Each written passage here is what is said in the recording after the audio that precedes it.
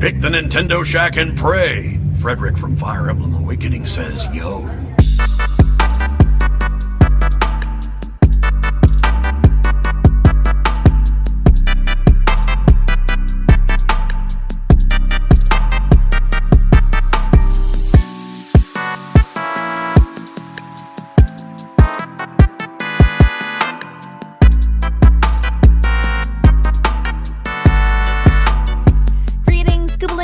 Welcome to this week's episode of the Nintendo Shack Podcast, episode 360, Switch Flip.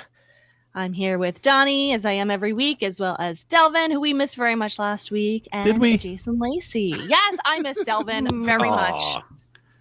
Thank you. And Jason, it's always good to have you on the show. How are you doing? Thank you. Fuck you, Jason. Jason, I'm glad to have you here. I may have been harassing Delvin about his birthday coming up in April. Come to the podcast. We told you we'd move it into the middle of the day. You have all night for your debauchery. I still have to go to work. Take the day off. Nobody's going to work. Y'all are that planning day. way ahead to April? Oh, the April 2nd, that day. Yeah. Tell him, Rebecca. Yeah. Oh, yeah, Delvin. I was really upset last week. I don't know if you watched the episode or listened. I heard. I actually cried. I had tears coming down my face. You need to bat those eyes or something. No, I can't. Show a leg. Talk. No. I mean, Delvin, I took the day off of work because I thought you were going to be there. No, you didn't. You put the off because of the Switch too. It's okay. But if not everyone was going to be there, you're an important part of the team. You're an important part of this podcast, Delvin Cox. No, I'm not. You're a valued member Jason of this now. society.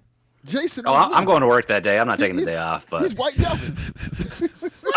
Wait, Delvin. Glasses. Bald head. Jason, we'll talk. Jason is putting an extended meeting on his calendar. That's right. That morning. Important meeting with vendors. Do not disturb. That's smart. That is very, very smart, actually. Need to update my name. Hold on here. I don't even know how to do it. White Delvin. White Delvin. Yeah, that's like That's very good. what's that song that my guy had back in the day? What, White Iverson? What is his name? Jason Post Williams? Malone. No, it was a song.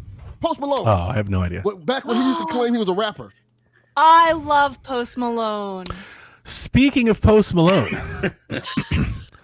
I've had several things, Rebecca, that I've wanted to talk to you about for let's weeks. And every time we do this podcast, for whatever reason, I think it's between pulling all the levers and doing the notes and everything, I always forget to bring them up. Is it about Taylor and Posty? No, God, no. Like, what? Absolutely I not. don't know what any of this is. Actually, I don't even think it has anything to do with Post Malone. I think I may even have my people mixed up, but I don't even know. All right, so I got a couple things, and we have to do them quickly because we have a show to do, but a few things. Yeah. One of the games that I bought over our extended break back in December was Live Alive, which I picked up on eBay for $14. And I was like, okay, that's a really good deal, right? That is a steal. And I played it for 30 minutes and was like, absolutely the fuck not. Well, I knew that was going to happen. And I turned it. I got 30. Wow. Right off, like immediately. I was like, "Oh, this is the thing. Everybody loves this." But that's not even enough time to do more than one storyline. Which one did you pick? I tried. I looked on Reddit. They're all vastly different. I looked on Reddit, and everyone told me to start with the caveman, and I was not digging it. And I was like, "Oh." Well, then if you don't like that, then try a different one. Like try a different story. All of them are short. None are any of them are more fun? than, like, I'm not gonna. Like fun though, but like fun, like do stuff. Yes. Okay. All right. Which one would you recommend? I think a lot of people started with the Imperial Japan one because that was one of the ones that was in the demo. I think that was the one I started with. Okay. Like that one doesn't. Stuff. Well, that if you don't like the RPG fighting, that's a good one to do because. Okay, now we're talking. You can like kind of stealth your way through and kind of figure it out without doing any of the battles. I was waiting for that. I'm telling you, this is maybe never mind. Okay, maybe another one that doesn't have any fighting is the Far Future one because it. The one that doesn't have any fighting. That's not the answer. That's not helping at all. Okay, I thought you didn't like RPG. Switching gears. The other thing that I've been desperately wanted to talk to you about is all of this Nirvana reunion stuff that's going on. Did you see the Fire Aid whatever? know. I love Nirvana. What's going on? Okay, so do you know what Fire 8 is? No. All right, so 2 weeks ago, there was a concert held in LA to raise money for all the people that lost their homes and stuff. Oh, yeah. Okay. Yeah, I know about this. And they had a bunch of musical, like literally it was like a 7-hour stream on Netflix or something. So, Dave and Pat and Chris, they got all back together and they did a little Nirvana reunion. And Dave's daughter sang on one, which was okay. It was good. And, like, she's fine. Oh, they got to get Francis. St. Vincent sang on another one, on Breed. And it was fucking epic. Like, I was like, wait a minute though. Like, why is it so good? Thank you for telling me about that. I'm gonna watch it after this. Didn't Post Malone just do this with them too this weekend, or do I have my rapper singers confused? I think I just saw a video of him doing it like this past week, which is what reminded me of it. And the bit that I saw on TikTok was not as good. It was not. You don't have to go out of your way to watch that. My wife was like, please don't. She's like, I don't know. Dr. Dre? Is that Dr. Dre? It says stars include Billie Eilish, Pink, Katy Perry, Nirvana, and Dr. That's Dre. the whole show. Yeah, you'll have to find the clip of the Nirvana one. Look at Nirvana reunion Breed. Yeah. I'm gonna go watch it. I was trying comments to myself. What's you don't keep like them Post say Malone? them? Yeah, tell me. Yeah, so Nirvana performs with Post Malone. Green at Day SNL, was there. At SNL 50, and Green Day was great. My wife, we scrubbed through the whole show. So yeah, Post Malone at SNL at Saturday Night Live, he did Nirvana with those three again, and I did not like it as much. But maybe other people do. If you love Post Malone, maybe you think it's amazing. I mean, I don't love Post Malone, but I do like Post Malone. When it comes to, like we talked about, maybe with Life is Strange, for me, when it comes to covering songs, if you're going to sing Nirvana, then you need to be kind of on it. Like, you need to be good at it. Like, or don't do it at all. You know, like I do feel. I think when you reach like a certain era, right, of a legacy, like I'm all fine for everybody covering songs and sampling music and stuff. That's great. But there are certain acts where it's like, maybe don't if you can't though. You got it. It has to be a right kind of special. Correct. And so that's the thing where it's honestly two thoughts there, right? I thought St. Vincent was amazing. I was like, I would pay to watch just do a whole album and I'll buy it. Like, this is great. And then Post Malone, I was like, oh, please don't. Like, this is Stardust Shaker. It's legacy. Like, please don't do this. I thought the same thing. I just lost it. Somebody else covered them. The guy from Puddle of Mud. He always singing Nirvana covers. Like, please stop. Please stop. Yeah. You know. Anyway, since we've several instances over the show's history, we've talked a little Nirvana. I wanted to bring that up to you, and I just keep forgetting. Yeah, Donnie, I think we have similar taste in music, so that's good. I'm telling you, the Breed is like maybe my favorite Nirvana song too. So like, I'm sure that's helping, but she also just nailed it though. Like she was just like this is really good. Way better than she did Running Up the Hill, I think, at the Rock and Roll Hall of Fame, and I hated that. So anyway, that's it. We can get back to the show. Sorry, everybody. Yay. I'm sorry that you didn't enjoy what you played of Live Alive. I mean, you are someone who does not really like, JRPGs to begin with. I really don't. So at all. I don't. But like 14 is a steal for that game. I bought it for the shelf. I literally shelf. I was like, I'll just put it on the shelf. I mean, that's valid. That's valid. I can't tell you how many games I've bought just to like keep adding to the pile. I'm like, I mean, come on, it's $12. Like, if I can ever buy like a physical Switch game for like less than $15, like I'm kind of in. Like not like just trash. Like I'm not gonna buy like, I don't know, farming kart racer sims or something, But like if it's an actual game from actual developer, and it's less than $15 on cartridge in a box, I'm probably, because we don't get deals. It's not like discs, right? We've talked about this before, but PlayStation 4 discs, you can end up finding a sale on PlayStation 5 and 4 games for like $1. Like, especially Xbox games, they'll pay you to take them. They're like, will you please get these off our shelves?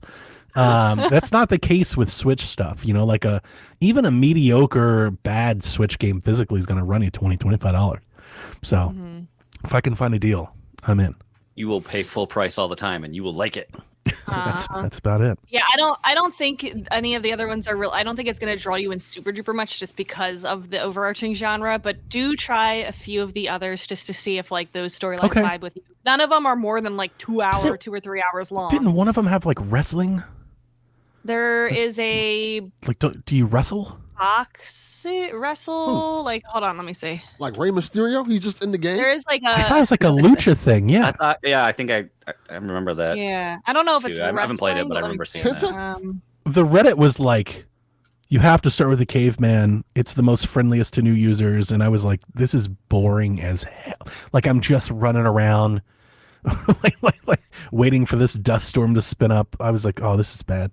I like that. This is probably my first game that I've bought. No, it's not, because I played a lot of the Dragon Quest game. It's one of the first few games that I've bought to have that that HD 2D pixel art stuff. Because I never got into Octopath. I never did that before. Yeah, I think it's a boss, Odio Bright. He has a diving DDO, celestial palm, German suplex, or aloha slap. Oh, but the story isn't wrestling though. Yeah, and a Frankenstein. Okay. So. It's like lucha, like fighting. It's like you got it, luchadors. Different kinds of fighting. So like wrestling, lucha, kubo, sambo, sumo. Cool. Yeah. Well, I bought it for you. That one's present day. I did my part. Yeah, I'm doing my part. From Street Fighter. I respect it. That one is kind of like a Street Fighter type of clone. I did go and download a bunch of those what was it called? Something, whatever those games were on sale for like 99. The cheap games. Yeah. Delvin, turn your headphones up. Turn my headphones up or your microphone. I'm making a joke. Turn gotcha. your headphones up. How about there that? you go. There it is. Sounded like it was very loud on my Cubic headphones. games? Is that what they're called? Yes. I spent $7 and I added it up. It was $150 normally. See? I picked 10 games. Wow. The most expensive, like normally being Bee Simulator, because I said I wanted to try that one. And me and Josh were playing it last night, and he was like, "Oh, you got this for $1.58. Like, what? This is gonna be so stupid. I wish they would make like a real big Bee Simulator game." And I'm like, "Gosh, that's what this is." Right. And so we booted up, and it literally is the name of the game. It is the funniest thing ever. It is like you're literally a bee. It starts with you being like hatched or whatever, born, and then like you leave the colony and you have to collect pollen, and it's like the whole thing is like a educational save the bees type of message. Like this is why bees are important, and it's like different types of pollen that you can collect, and then you have to go see the queen bee to get like your job. And I wish. But there's voice acting in it, and like it's like full range camera movement, like there's a lot of controls and stuff. We only played like 20-30 minutes of it, not even.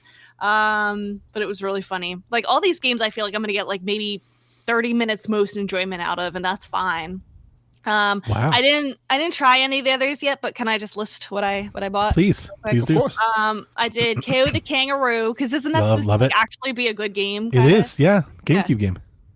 Golf Club Nostalgia. Love it. Yeah, you love that one. Great game. What the Duck on your I have played it. Did you like it? It is janky as fuck. Like it is such like game made in Roblox or Minecraft jank. Like but here's the funny part. I mean, it's buggy as hell. It's kind of fun though. like it does have a thing, so it's funny. It has like these little comic. It barely runs on Switch. It's really holding it together. Listen, but it's like like 19 cents. Yeah, right. It's kind of has like $19.99. Normally $20. It kind of has like what I would call like very like unpolished like Pal World jank. But I'll give you the short pitch of it. Think like it has like an open world, so you run around. So think like Fortnite or like I dare say Zelda. And you have like a sword, and you go and hack things and collect materials, and then you can buy things and whatnot. And then you go see a scientist who unlocks your inner animal, which is a duck. It's your spirit animal, and it's a duck. And your duck can do things, so it can like teleport, it can fly around, you can control it. Oh, no. And then you go off and you start like a quest. You're trying to like get this girl to like be your girlfriend, and she like hates you, and she likes this other guy. So I mean, she like hates him. She's like, please stop talking to me. And he's just like so, jockey in his own mind. He doesn't even like listen to her. He's just like out to get her. So you run around and you fight people, you and your duck. Like you have like duck moves, and then you have like sword moves, and you can like roll and dodge. And just think like if Fortnite was like a single player game like that. Like it is very, that's like the movement style. What the hell is a duck move? And you can like like is he pooping on people?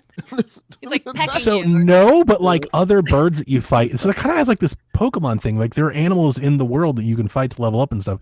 There are crows, and the crows do poop on you or spit on you. I guess maybe like See? something white comes out of the crow and hits you. That's concerning also. And Just whatever that is. Arise, because that one I actually beat it looks this like week. a real game. Is that I beat worth it. $1.49? Absolutely, it's very good. Yep. Pocket Golf Mini, which probably was not worth 9 cents, but Probably not. it was 9 Definitely cents. This one I was curious about. Timothy and the Mysterious Forest. It's like a top down. It kind of looks like a Game Boy game, like a Zelda type of Game Boy game, but for 19 cents, who knows? Hair dye, because it looked cute. I like it. You're a hairdresser and you cut and dye people's hair. Oh, this is my favorite thing. I like Color Road and Race Die Run. They're like racing games. Yeah, I remember that one. One of them looked kind of like F-Zero. I got one of those in, I think, the free games, the Switchmas thing. I think I got that one. Yeah. Mm-hmm. So $7 even on the dot. We'll see. Only tried 14,000 games. Yeah, right. Exactly. Nice. That's cool. Like those Proud of humble you. bundles where you spend like $10 and you literally get like 400 games. Just 100 games, yeah. Yeah. It's funny. All right, I talked did too the same. much. I did the same. I bought the golf club, that pocket mini golf, because like I had to. Apparently, I needed to own another one to get the discount. So I bought that. I bought the golf club nostalgia, and then Yarden. April 2nd needs to get here quick. We're talking about 16-cent shovelware games. that's all we have, Yarden. That's all we have. Hey, listen. Yeah. That is this show's legacy. We've done that since the beginning. If you're just bringing this up now, I've got bad news for you, man. Yeah. I've been doing this for years.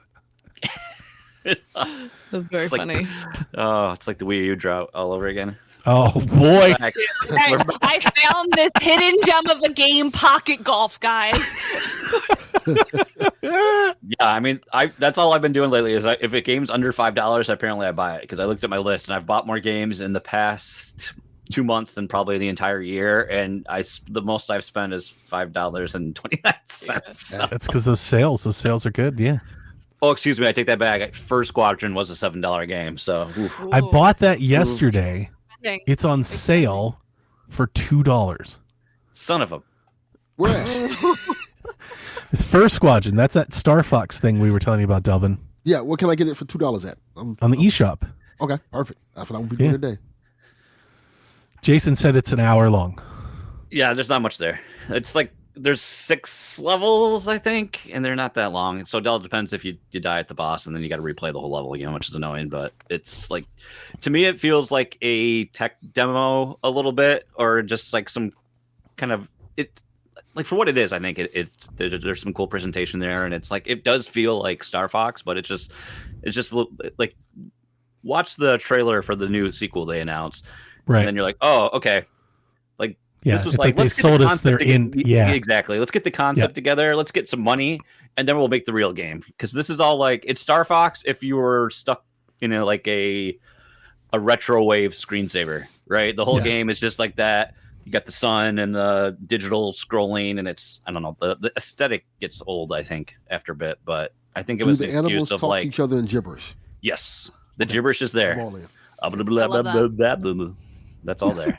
You got Love it. So it's all right. I mean, it was fun. I mean, I did it. I did the thing. So pro gamer, solid. But Got it. Damn right. I mean, for $7, right? You can get a couple hours out of it. So $2. Sorry, yeah, Jason. exactly. I saw that yesterday when I bought the game, and I was like, I need to tell Jason. I was like, In no, honor of it, I even wore the Star Fox. I seriously thought to myself, Jason, you love this. I was like, I need to tell Jason. I go, nah, let's save it for the podcast. Son of a bitch. I was like, oh no, Jason just bought that. Yeah. I think this is what I needed though. I needed like these weird little cheap, janky kind of things because palette cleanser. I bought Mario RPG. I got a deal on that physically, and it was like the first physical game I bought forever. And I've played that for like 30 minutes, and it's been like weeks. And then I've played some Bee Simulator in your life. Exactly. That'll get you out of the rut. I played the little bit of Golf Nostalgia last night, and then was it Grease? Is that the correct way to Grease? Yeah. I started playing Grease. You started playing that. It's Gris, but yes. Yeah, that's what we say it the right way here. The developers said it's this way. They're wrong. They're wrong. This just feels like the NES and NES debate all over again. You're not wrong. Yeah. And then what's that other one that the one I was hoping to play is like that weird kind of like steampunky detective one, Game Deck. Yeah. So yeah. I got that one too, so we'll see what that's all about. But that was a $30 game for $2, so sure. Just hoping. That one has actual like review. There was a mobile game, and on mobile people liked it a lot. So, it had like a mobile game of the year type stuff. Yeah, he would know. I'll go. So I like I said, I also played a bunch of those games. So I played What the Duck, and as janky as it is, I think I'm gonna keep playing it. Like, it is kind of fun. I have beat Arise. It is very good. Not like great. I think that kind of holds it back a bit. It is. I like the title of the game is Arise: A Simple Story, and I love that they put simple in it because it is just kind of a simple game. I do think you'll like it a lot, Rebecca. It is kind of that narrative adventure game. It has puzzles. Some of the moments I think like reach higher than that game. Like, there is one segment in the game. So the way that it's a platforming game, so you run and jump around as you advance the story, and you like unlock these memories, and everything just kind of, it's not told to you, it's just kind of interpreted. But the mechanic of the game is you can like manipulate time, and then like every memory, how you manipulate time is different. So like in one world, you may manipulate like the season, so you can like make like snow appear or go away, or you may manipulate like the tide, so like waters may rise and fall. And in one of them, you manipulate the sun, so you start from like in the early morning to night, and you're in a sunflower field, and sunflowers follow the sun, so you move the sun to essentially platform across a field of sunflowers. And I was like, this is fucking kind of epic. Like, it is really cool. You're making it sound a lot better than it probably is. It is, yeah. It is just like a 6. And I would say that because it's so simple. Like, the gameplay is kind of floaty. It's just no precision there. So there are moments where I'm like trying to like jump across and you fall, or you're trying to reach a ledge and you fall, and you're falling because like the camera's locked and you're not quite where you're supposed to be, and stuff like that. But for the price you paid for the game, I think you'd be overjoyed because it's actually good. I played Blackjack a lot this past week, which was another one of those cheap games I got on Switch. Last week and earlier this week, especially when I was in training, I was in you'll love this, Jason. I was in business data analyst Power BI training this past week. It was horrible. Let's make dashboards. It was 4 days of Power Analytics, and like my brain was kind of rot by the end of it. So that sounds horrible. Picking up the Switch and playing Blackjack was very fitting. It's just like mindless card game. So I did a lot of that. I played a lot of 64, which kind of got the juices going. I started playing Kirby 64. I played a few levels of Star Fox. I've been waiting for my analog, right? And I've been trying to hold off on like this want to play all of my 64 games for it. I have no idea when that console is coming. And this week I was weak, and I started my GoldenEye 007 run on my EverDrive. I was like, I'll just go ahead and start playing this. So I've been going through that, unlocking cheats, unlocking levels, unlocking difficulties, doing the thing. So that's been where the most of my time was spent until yesterday, when I played a brand new game, Yarden, a new big, not 19-cent game that just came out. It just released, and it's called After Love EP. And I've only played it for about an hour, so I can't go super in depth with it or anything like that. But so far, so good. Do you guys know about this game at all? Nope. Just what you've shared on social media. That's it. So I learned about this game. I don't want to say through Sean, but I think because of Sean. I think, and Sean can tell me if I'm wrong here one day. But I think Sean was into that Coffee Talk thing for a while. Yes, he was. And I never played Coffee Talk because, to be quite honest, every time I've looked at it, it does not look like a game for me. It's like a visual narrative where you sit down and talk to people at a coffee bar, and you just kind of help them fix their problems. I was like, yeah, it's not really for me. But there's a story there. This game, Afterlove EP, was announced at like an indie direct, I think like 4 years ago, 4 or 5 years. It's been a long time. And the reason it's taken so long for it to finally come out is the creator of the game and Coffee Talk died. He passed away several years ago. And his team have had to pick up and finish this work for him.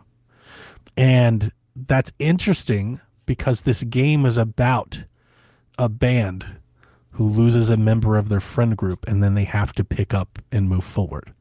So it's there's a lot of parallels there between what's happening in the real world and what's happening in the game. Wow. And this game is very different than like Coffee Talk. It is a lot of talking, there's a lot of dialogue options, but there is like rhythm game sections because you're in a band, so you're playing a lot of. It's got like a Scott Pilgrim vibe, not like Scott Pilgrim the game, but like a Scott Pilgrim, comic or anime. It's very much feels something like that, just with maybe a little heavier tones for grief and stuff like that. It is really interesting because the person that passes away kind of lives through the game because the person that's like processing this grief is having this inner monologue with her the whole time. So her voice is still in the game, but it's the person talking to himself, which is very reflective. And like there are moments where you're talking to their bandmates or something and she says something and then you respond to her and your bandmates are like, what? And you're like, oh, don't worry about it and stuff like that. So I like it a lot so far. I'm not like, again, it's not a review yet. I haven't finished it. Sure. I've only played it for like maybe 90 minutes, but so far I'm actually kind of digging it. Rebecca, I think you might too. Way to honor the creator too, and like kind of let their legacy live on a little bit. That's why I was really interested in the game. It's almost like I was more interested in the story about the game than I was the game itself. Just kind of following it through for a few years. It was supposed to come out last year. And it got delayed, and so now it's here, and I picked it up, and I am digging it. And the art style is very nice. It almost has like I said, it has like a Scott Pilgrim. I don't want to say it's definitely not an aesthetic. It's like Scott Pilgrim kind of persona. Yeah, I could kind of pitch those things to you. You're kind of doing stuff like that, a lot of vibes like that. Yeah, Muhammad Fahmy is the name Yarn brings up. Interesting too. Like I'm glad they didn't. Like I know I'm not super familiar with Coffee Talk. I mean, I've heard of it obviously, and there's the sequel, but I'm glad like you wouldn't know it's made by the same like creators because like visually and aesthetically, I'm glad it's like it's shifted, right? So it's not easy to fall in that same sprite based trap, right? This looks more like hand drawn anime in a way, and then instead of realistic, I'm going to use the term realistic lightly here characters versus Coffee Talk, which had more of a fantasy setting. You had more like orcs and imps and people with horns and sitting next to cops. Like it was a much more wild cast compared to what this is. I wasn't like I said, I wasn't interested in Coffee Talk, but because I was digging this, I did look his game catalog up, and he does have another game called What Comes After, and that game was on sale for $2.50, and I was like, I'm gonna buy it just because I'm liking Afterlove EP so much. I was like, I'll just buy that since it's on sale and maybe try it after. I might have to look into all this just because, like, again, it's something outside of my normal scope, right? And it's just good to discover, especially stuff that it's easy to pick up and play for a little bit and jump into and then sit down, right? And there's really not a whole lot to it. I've played 2 music sections, but most of it's sitting around talking. It's just story. It's a visual narrative, right? Like I really want to finish Xenoblade before the next game comes out, in a few months. I've been playing 3 forever. I was playing it up until for 7 years. I started I started playing it, and then I got COVID, and then I was like, I need a break. And then Splatoon came out, and then I started playing that, and then I just never went. I never I'm went kind of back having to that it, Splatoon itch. I've been thinking about Ooh. Splatoon for a Don't trigger minute. Rebecca. We're too young. We're too innocent. Like I've thought about it. I was like, I should maybe boot that up again. Yeah. Did you see? Well, you did see what I sent you. They remade Yeah, I Tears love of that. the Kingdom, all the Splatoon like weapons and enemies and stuff like that. It was really creative. Just like blows my mind what people do in Tears of the Kingdom. That is my favorite part of Tears of the Kingdom is all the stuff that they do with that stuff. I'm always amazed. I'll see something on TikTok. I'm like, oh man, I wonder if Donnie. And I'm like, oh, Donnie's the one that shared this. That's how I'm seeing this. But I just, watch like, it a lot. Yeah, That one I watch it a lot of it. Did you share that one recently where they like catch the boss with the Yes, like the in scissors that almost from the contraption, sheet, and he it just flies keeps up in the air. It's what is going on? What is happening? It's like the part of the game that I don't like because I don't want to invest the time to figure out how to do any of that. But I also like that everybody else does, and I can watch it. You know, it's like I like it as a social media thing, not as an actual game that I want to play. I'm happy to put two wheels on something and make it work, you know, versus these people come up with, you know. I was ended at speeder bike. Like I learned how to make a speeder bike. I was like, this is it. This is all that I need for the entire game. Like I can fly forever. But yeah, these people are making like wrestling rings and cages, and they electrocute them and they spin, and it automatically kills the death boxes. I don't think I alluded to the video, but I didn't share it. The one where the guy kills a high notch. What? John 32. Splatoon 3 is not on sale at Target for $15. That's crazy. I saw one way to find out. Somewhere that Target was having like clearance sales on some Switch. Oh, that's right. Yeah, everything. So could that be what it is? I imagine all my store's been picked over. Yeah. All right, Delvin, regale us. Well, I talked about it a lot on PSVG. Cause Talk about it again. this is how interested Donnie is in this story. Like when I was in New York, I ended up getting me RetroCon HD2. So I have gotten full into the mode of playing Super Nintendo and NES games, and I'm having a blast. Like he's buying cartridges. Love that. One of us. One of us. We're all doing it. You know, I think the cool thing about it is, well, I can ask each one of y'all. Y'all can give y'all opinion on it or give y'all thoughts. What generation was it that you really got like clued into gaming? Like that. This is for me. What do you mean by clued in? Like you're following everything? This is like you know, for example, me, I played games for the Atari, and it was fine, but I wouldn't say I was like a gamer, or like knew this was gonna be something I do for the rest of my life till I probably got into like maybe the Super Nintendo. Oh, okay, so that's different. Okay, yeah, for me that's 64. See, that's the 64 era. 64. I'll throw PlayStation 1 in there too. That for me, those are formative years for me, right? That's where I find Zelda. That's where I find Resident Evil. That's where I find Mario. That's where I find wrestling games, sports games, and that just sets me off on like a lifelong path from there. Now, when you said clued in gamer, I didn't have magazines. I didn't know what the hell was going on. I didn't know what the 64 DD was at the time. Yeah, I was just playing the games I had access to and trying to find more ways to get them. I wasn't clued in to all of the news and the industry and everything was going on until probably back half GameCube, if not Wii. Like that's like basically internet. When I got internet access, that's when I became, more of like what we see here. Because when the SNES came out, I was all into it. I was getting Nintendo Power, Game Pro, every book you could think about. I was getting. Generation. I didn't have magazines and stuff, so I didn't know the news. Right. What about you, Jason? I think about it as you said it, like, obviously the first console I had was the NES, and then I, went to the Genesis. But when I think about like that enjoyment of the hobby or the activity, I think it was probably like the PlayStation era, just because I had the PlayStation, then my friends had a 64, so being able to bounce back and forth and play like the games that I had on PlayStation, which was my first experience with Squaresoft and their RPGs at the time, and then playing Mario Kart 64, playing Smash Brothers, playing we played Conker's Bad Fur Day, the multiplayer with that all the time. Just like that's what we did so much. And then Mario Party, right? Like so many good memories of that. And some of the GameCube too, but that was kind of the stuff that really kind of you got that click, right?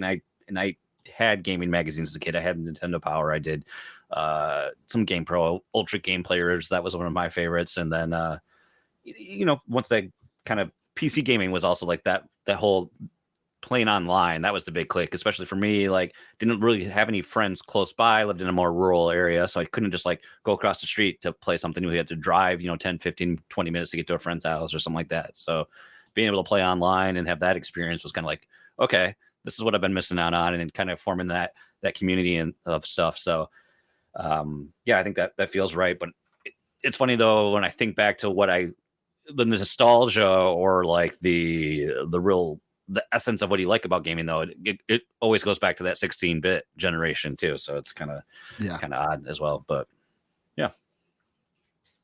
Rebecca?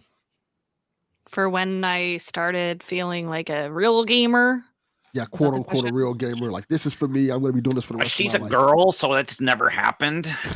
I only play games to impress boys. No, I don't know if I really had a moment or era like that, because I had the Super Nintendo from a super young age, and I really liked playing it. And then we just kept getting whatever console the next Zelda game had was on after that, and I had some other stuff, like I had a PS2, but like, I don't know. It's just always been like, I don't remember a time where games like haven't been in my life. So like, it's just always been a constant. Like, I don't think I really had a moment like that. Interesting. See, I asked this question because she was born into it. I was merely adopted. Molded. I asked this question because getting into these kind of finding this system, and it brought back that nostalgia for me in terms of like realizing like, oh, this console that I forgot about 30 years ago, there's more stuff you can do with it. Like, just because I stopped playing it didn't mean more games didn't come out for it. Didn't mean that, like, I guess when you put it that way, so like, I did have kind of that middle school phase of, I still played games, but like I didn't, talk about it with my friends as much, or like, I wasn't really kind of in deep with it as much. So I guess like mid to late high school, I kind of dove back into it. Like, I guess around, so I'm trying to think of it in like terms of Pokemon generations. I got back into Gen 5, and then like Gen 6, like when I got to college and I was able to like spend my own money on games and like kind of follow it a lot closer online in high school. Like, maybe that's like when I had realized like, oh my gosh, there were 2 Zelda games on the DS that like I never even knew about that came out when I was in my weird middle school. I'm not a gamer phase. Yeah. So like maybe that's like the closest to what you're talking about. Yeah. Now you're talking about what I'm talking about. Like, yeah. Kind of like Donnie's been talking about it for weeks, the N64, and kind of found his love back for the system and buying these games, and the box arts house was so Japanese different. Masters Golf, baby. Just so different, like kind of getting into that phase. So it made me kind of want to do the same thing with my generation, like Super Nintendo, and coming to the realization like, oh, there's a whole other side of games I just didn't play. Like Japan games that came out that they make a Masters Golf for your Super Nintendo too. See, you can be right there with me.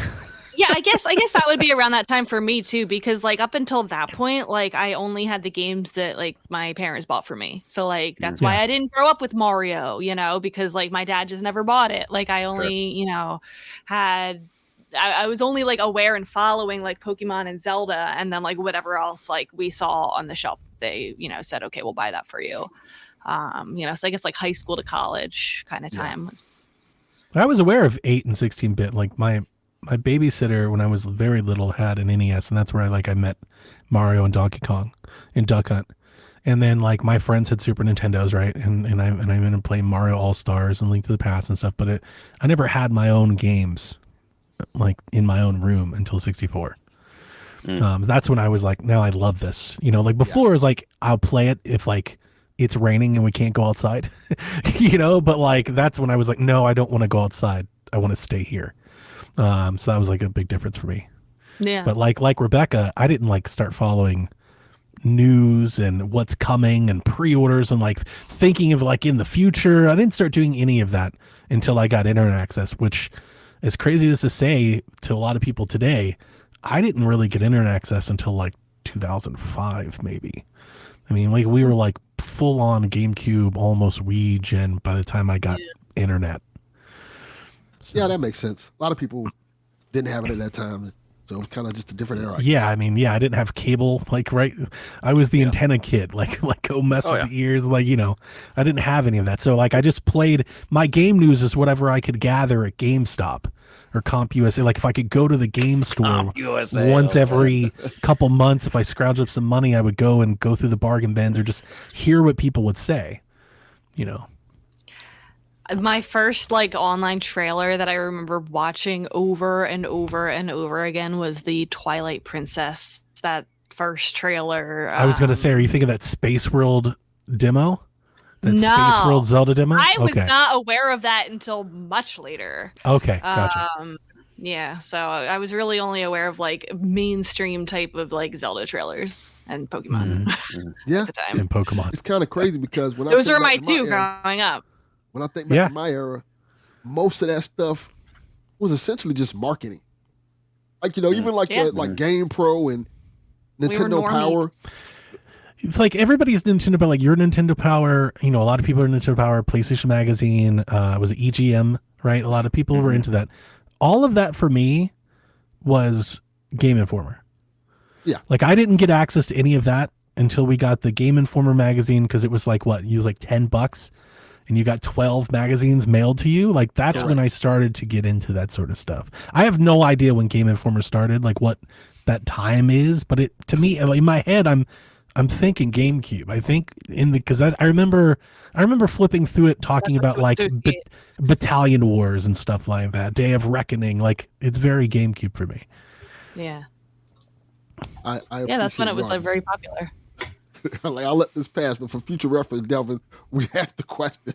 Like, look at y'all. No, this was a good our whole discussion. plan to turn this to a retro video game podcast. I liked this conversation. I thought this was very good. Retro Shack. Yeah. Well, so I can show you guys because It's all we have now. We don't have anything else. what I did this week. Well, like I was talking about on PSVG, I ordered some Super Famicom games, and there's this comic book shop that's not too far from me that sells like retro video games. So I went there, and I'll show you guys some of the stuff I got. Can't wait to see them. For those who didn't watch PSVG, I'll show you the ones I got before then, and I'll show you the new ones. So I got this. That's Super Mario Brothers, The Lost Levels, Mario All-Stars. Ooh, Super Famicom. from Japan. Yeah. Yes. Imports from Japan. Dragon Quest, Nice. Nice. Killer. which is cool. This old American-ass Captain America Avengers game. That's a great game. The odd one out of the whole equation. That's the arcade port, right? Yes. Yeah. Not that great. Not as great as I remember it being. No. Yu Yu Hakusho, which is a Japanese anime that had a fighting game, which I like a lot so far. Now, let me show you the ones I got at the game store this week. Dragon Ball Nice. for Famicom. What? Yeah. Oh, okay. Yeah. I couldn't see the cartridge. The lights on it. Yeah. The cartridges look dope, by the way. Why the fuck we didn't get these cartridges? They're like We super got cool. these like square things instead. Yeah. And The Western audience won't understand if we They won't get it. Yeah. They just won't I know what don't it know is. what the fuck this is. Among Us. I have no clue what this is. Is that purple too? Yeah, Yeah. it's like That's Pink a cool. Like ninja that. riding a frog. The frog is shooting his tongue at a lady. I don't know what this is. Dragon And that's Ball. one of those games that you'll boot it up and you can't understand any of the menus, so you just press whatever and then you're just lost. The guy was like, "This is Yokai Watch." I'm like, "No, it isn't." Like, look, it's absolutely not Yokai Watch. I don't believe you. Yes, I do not believe you. And I got this other one because a lot of these covers are just cool as shit. I don't know what this one is either, but this looks cool. Yeah, now you got to get get on Etsy, get yourself a little tray so you can put them on your shelves and stuff. That's what I'm gonna do. Maybe 3D print those. I'm gonna. Do you guys know what the Retron is, Jason? Yeah, Okay. yeah, that's the new hardware, but it plays it's a 64. Yeah, but he's got Correct. multiple cartridge slots. So you can take Yeah, different what I kinds have- of okay. games, What I which have is something played- that I think is Oh yeah. Okay. super fun and something that's definitely dedicated. Yeah. we used to have those. The Yeah. 80s and 90s, you get these mix match of Yeah. consoles. We're like, we'll just take your console and our console, we'll smash them together, and you get these weird consoles, like 3 ports on top, all these buttons. You're like, what the fuck is this Frankenstein thing? We haven't gotten anything like that in forever. Yeah. And Xbox has the chance to do the funniest thing ever and do the Xbox PlayStation. Like, Yes. I need 2 drives. Yes. They're like, well, we don't need 2 drives. We do now. We do Yeah, now. Like, I always thought 2 my different. son would want to do this. I mean, I'd want to get something like this to hook up to a modern television, right? But then, like, I just remember one time I think I was going to show him Link to the Past, and he's like, "No, I want the real Zelda." I was like, "Oh, Wow. That just hurt my heart. he's like." Jason got just friends- clubbed him. He's got friends at school that talk about Breath of the Wild or this or that, and he's like, "No, this isn't. What is this? What is this What is trash?" this? For those who are curious, the Retron 2 cost like $50. Oh wow. Yeah. Okay. My kids had that same take. I've told that story a bunch, but when we got that GameCube deal years ago, I was like, guys, you can play. And they were like, what is this nonsense? Get this out of our house. Right, but he'll watch somebody on YouTube play it. Wow, No, that is but- interesting. You know, he would watch. He'd watch that, but he wouldn't. Yeah, my kids have Skillish bent. It's too hard for him, and he doesn't want to admit That's it. right. My kids right. have zero love for like legacy. They don't want to go back in time at all. I am never gonna have a child, but if I did, I would purposefully never show them modern versions of games and have them start on the Super Nintendo like I did and make them think that's the only kind of games, and then slowly work the way up. Wow, look, they made it in 3D now, and show them the N64. Are you going to show them their TV? reaction is. I feel like that would be a problem. Yeah, like they're going to figure it out. Well, Like, why does maybe this they game just look haven't so made They just advanced YouTube it. video games yet. It's like No, it's the no. plot of The Village all over again. My kid is not watching YouTube. Are you kidding me? How are you going to stop it? Like, You realize they're not with you the whole time, we right? said that too, Rebecca. We said that too. we did. We 100% did. That's why I'm not having kids. You mean there's more than 16 bits? No way. Yeah, right. But listen, Nintendo's Oh my god. Nintendo's partnered up with Silicon Graphics. They're ushering in a new age. It's 2028. This kid's still watching Archie Bunker and the Jeffersons. 1965's said Family my- Feud. Smoke and Joe said my son's first console was the SNES Mini. I have a lot great. of respect for that, good. Joe. A lot of respect for that. It's a great console. I Yeah, want to say my son's first console was my PS2. that's great. Yeah, he got like all Great my place to hand-me-downs. start. Jax was a 64. Yeah, the great places to start. I'll You know, never makes them forget. appreciate. Jack was like, God, what was he, like 2 or 3? He was super young, like barely, like just talking, maybe 4. And he got sick, and I had to stay home with him. He was sick for like a week, and you ever get a sick kid, especially at that age, you just feel terrible. They feel terrible. They look terrible. You know, they're so sad. And I went out to farmer's market, and I found a 64 At a in the farmer's box and everything. No, sorry, a flea market. A flea market. I was gonna say, Yeah, wow, we We that's had, say. I'm sorry, farmer's market. at our old They have house, them there too, by the way. we had a flea market at the farmer's market near the house. Oh, they're good. Yeah. Okay. Sorry. And yeah, and I bought it and I wrapped it and everything and I brought it to him and I let him open it Aw. in his room, obviously, and we hooked it up to his little TV. Just this TV. That. Does I he got a little remember Wii that? station. You should ask He him does. if he remembers. Yeah, He yeah. does, yeah. He had Donkey Kong 64, which is hilarious because he loves that game. Like as he got older, he was like, "Wait a minute, people don't like this?" Like, because it was like his first game. He played it a bunch. Nostalgia. I remember playing at a Yeah. cousin's house a bunch. Oh, we got to put the expansion back in. Yeah. Yeah. It came with it. That was the deal. We got the green bundle with the game and everything. Yeah, Yeah. Yeah. it's cool. Well, fun talking times, about Delvin. stuff. Yeah, I'm having a blast. I can't wait till the rest of my games come in. I got a bunch of games coming. I bought like 10 See? games. He's gone Delvin's full a Donnie. Renaissance man now. Full blown. He was like all of it.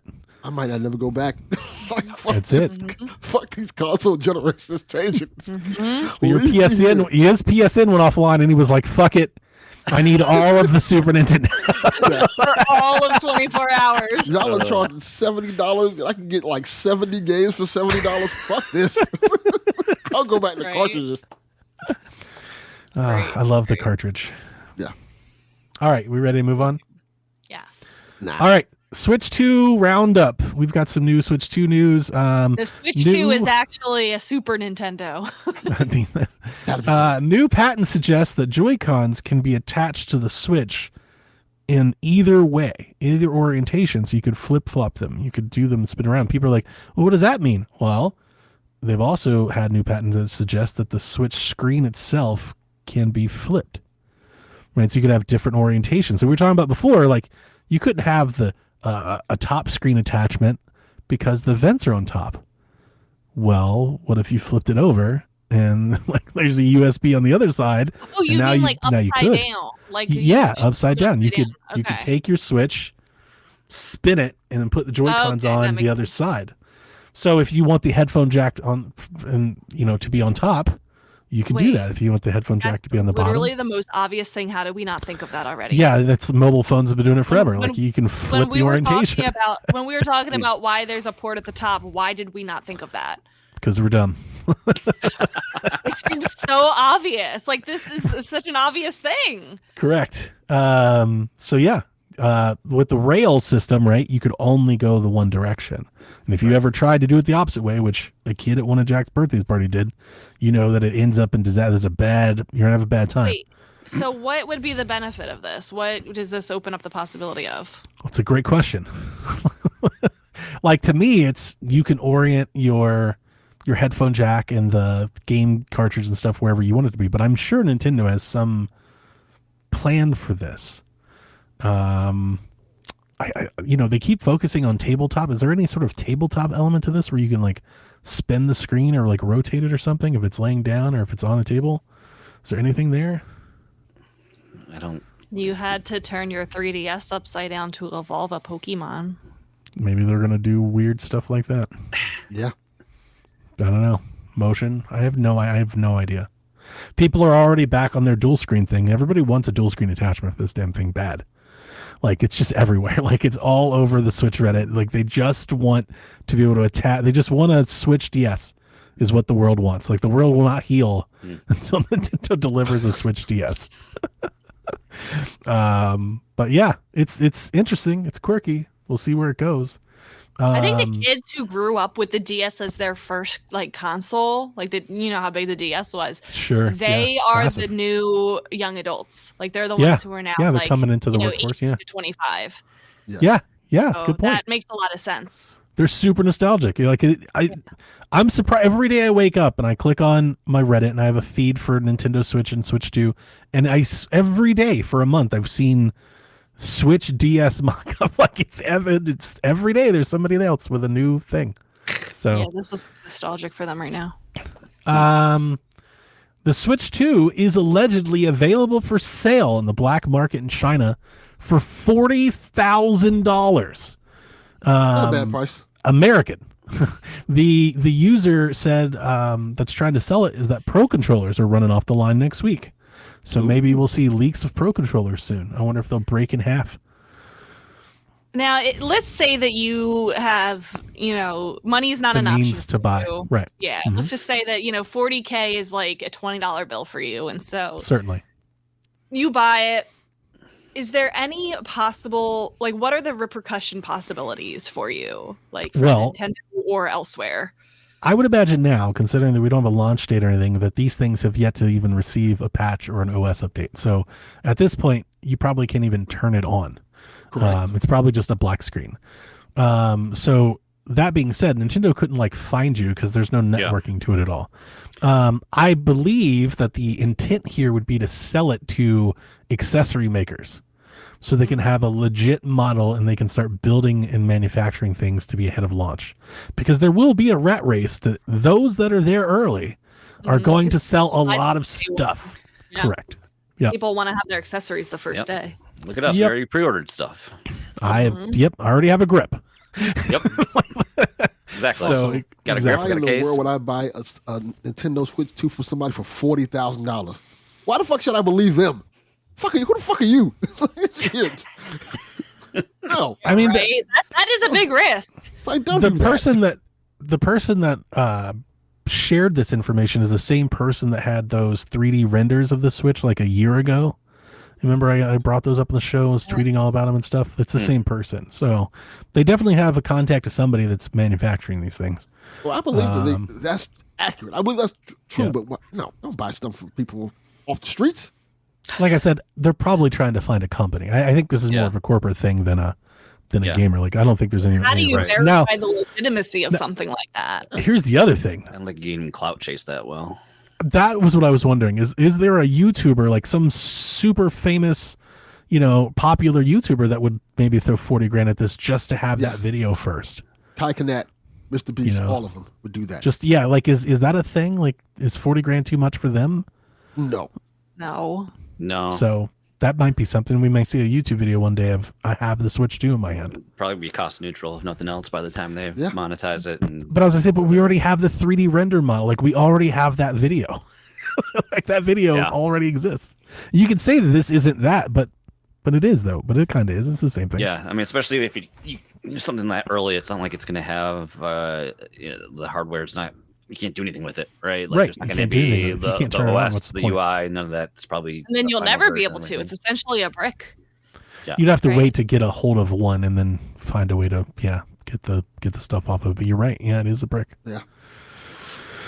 So, the Spanish website Vandal, which has been reporting a lot of leaks or rumors about the Switch 2 and whatnot, they are suggesting that Bungie's upcoming team-based MOBA, which is known as Project Gummy Bears, will be a day one launch title or not Switch 2 launch, but will be on Switch 2 on day one whenever it does launch.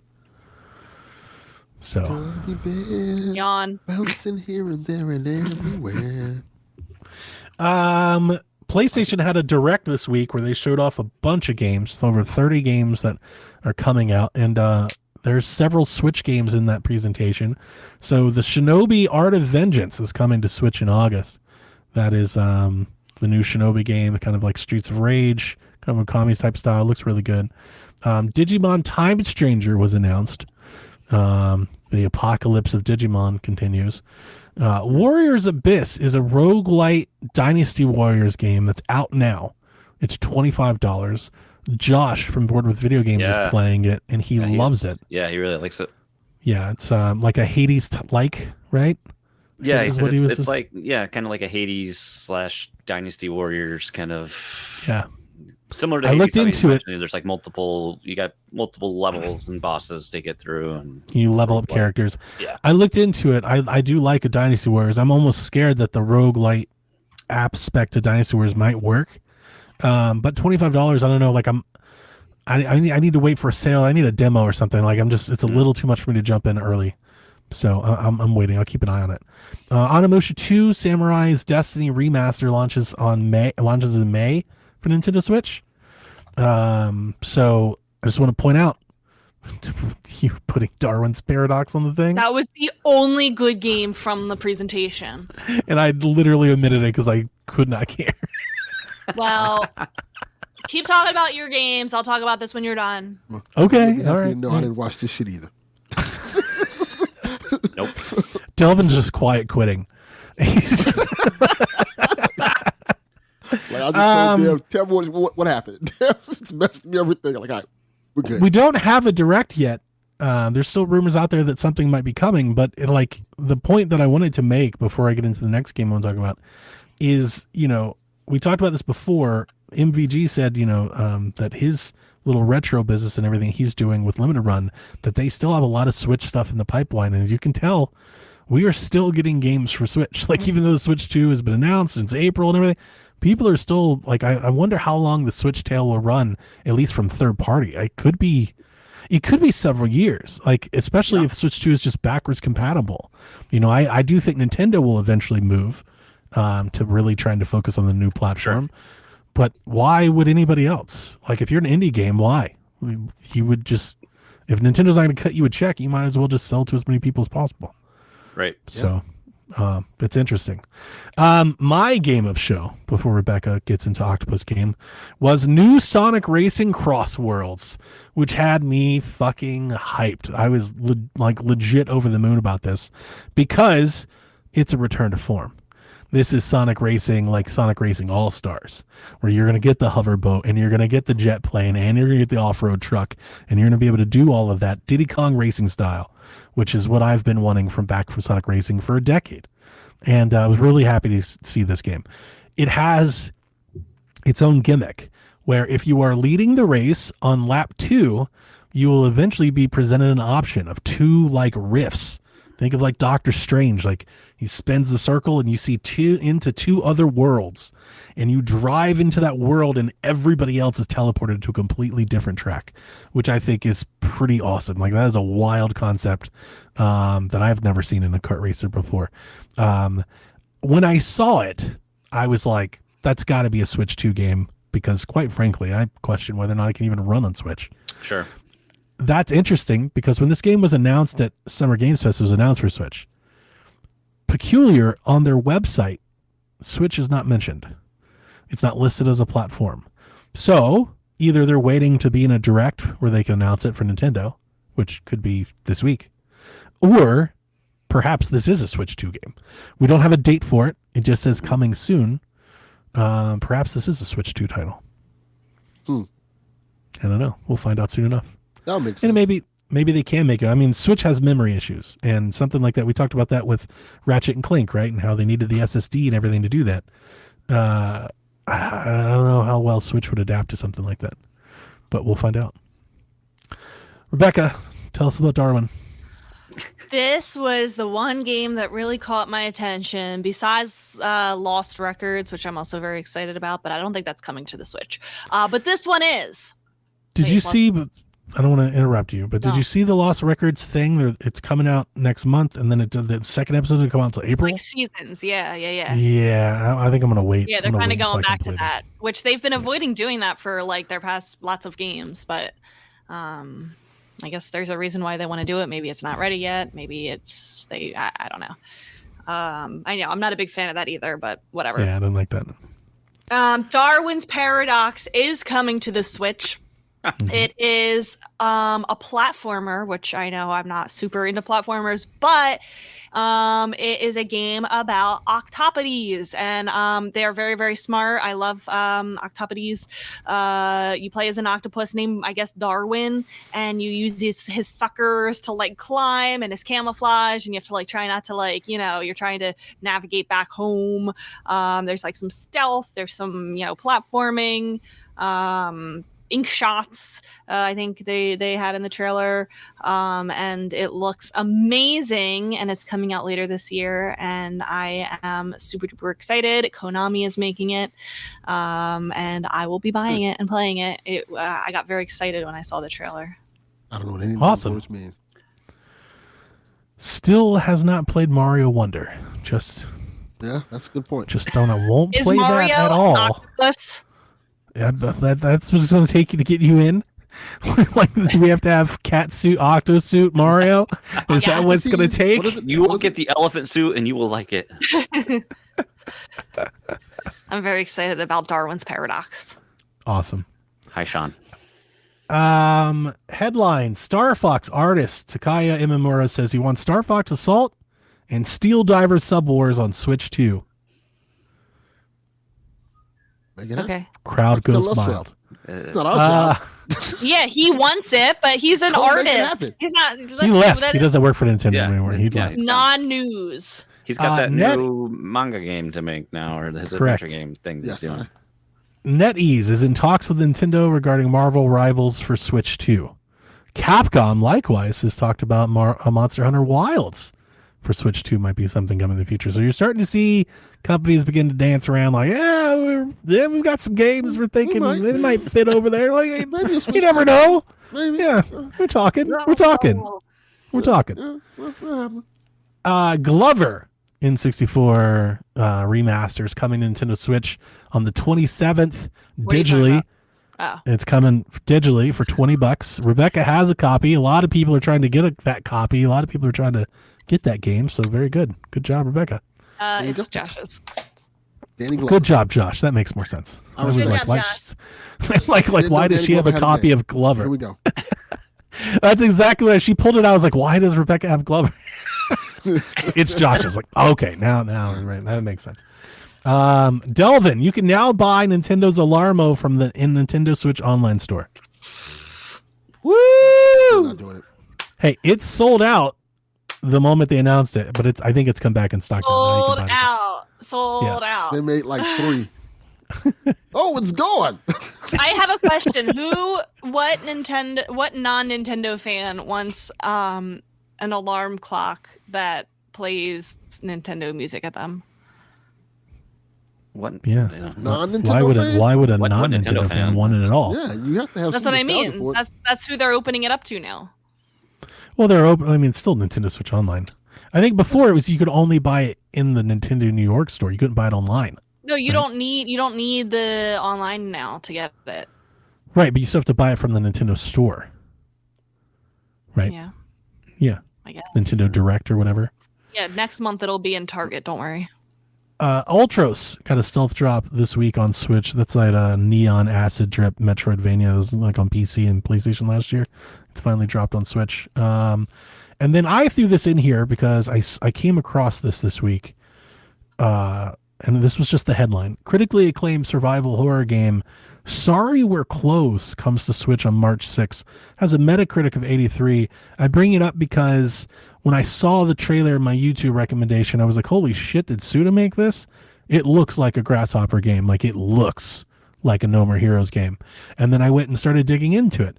And I went to the Steam page, I went to the discussions, and just because I was interested, I typed No More Heroes, only to find a developer ask me anything where he was like, yep, absolutely, love No More Heroes, Suda, like that's why we did this style. So it's like inspired by. It is very much. So that was really cool. I was like, well, I definitely got to buy it now. And then was happy to see that not only does it have that look, it's actually really good though.